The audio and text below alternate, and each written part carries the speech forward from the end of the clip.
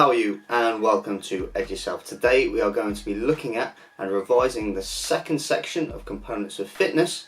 Remember, the first is physical related, which we looked at in my previous video, and the second, which we are looking at today, is skill related components of fitness. So let's kick it off. Of course, there is another Eduself tip to remember all 5 components of skill related fitness. The first is to stop you getting confused about how many components are in physical and skill. If you simply remember that there are 5 letters in skill, then you can remember that there are also 5 components of skill related fitness. My second Eduself tip, which you can have for free, comes in the form of an acronym, and this is CRAB-P. All you need to do is remember a crab holding a giant letter P, and then you can recognise that each component starts with those letters. C equals coordination, R equals reaction time, A equals agility, B equals balance, and P equals power. The first component of skill related fitness is C for coordination.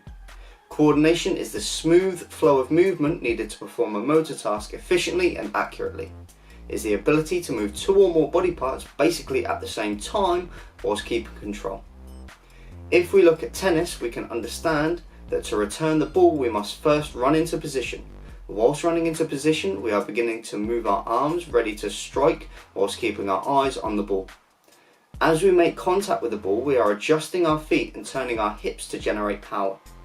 All of these motor skills are taking place at the same time under control in order for coordination to be most effective.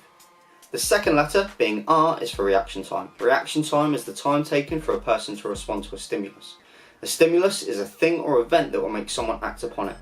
So, for example, if we apply this to sport, when a sprinter is lined up in the blocks, they have to respond to the gun, and the gun is the stimulus. To apply this into another sporting situation, a goalkeeper in netball has to respond to the movement of the goal shooter in order to stay tight to marking them. In this case, the goal shooter is the stimulus that the goalkeeper has to respond to. The third letter is A and stands for agility. Agility is the ability of a sports performer to quickly and precisely move or change direction without losing balance or time. So similar to coordination, a person must be able to change direction quickly under control. You see Ronaldo and Messi beating their opponents all of the time because they have the ability to change direction quickly with the ball and under control, meaning they get past the opponents with ease. The fourth letter, which is B, is for balance. This is the ability to maintain centre of mass over a base of support.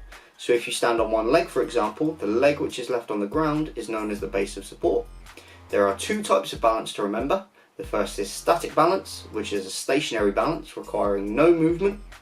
The easy example to remember is a gymnast holding a headstand. The second form of balance is known as dynamic and requires balancing through movement. Again, Eduself will keep it simple, and the easiest way to remember this is when a gymnast performs a cartwheel.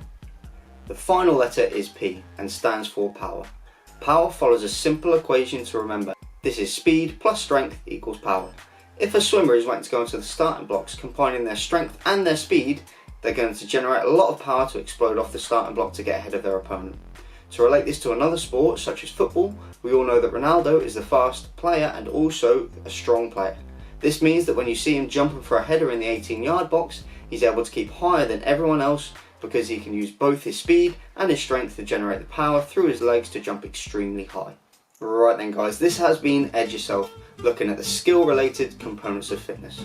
Remember the Eduself tips that I mentioned earlier, and also that will give you the difference between physical and skill-related components of fitness. If you didn't fully understand something, just remember to rewind the video and watch that section again. I recommend that you possibly write your own notes with your own examples so that all the information is then stored in your own mind. Keep revising and remember to subscribe. New videos almost every week. See ya!